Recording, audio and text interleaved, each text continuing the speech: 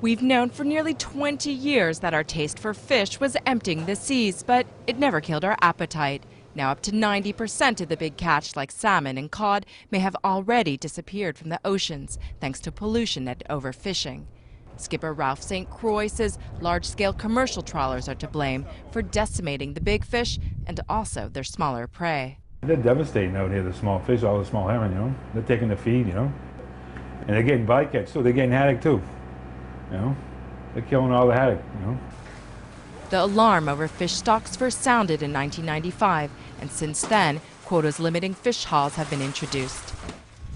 Some species like cod have started to make a slow comeback, but this environmentalist says a true recovery will require much more regulation of the entire industry. Not just the domestic fisheries, the international fisheries, the illegal fisheries, the countries that are giving sanctuary to boats that go out and illegally harvest fish. Those activities are hurting all of us. The fish supply may be shrinking, but the global appetite for seafood is only growing. To feed it, more suppliers are turning to aquaculture, which already produces nearly half the fish eaten in the U.S. Our demand for seafood is much greater than what the wild ocean can satisfy. And so the only way to produce more is through farming, just like we do with land animals.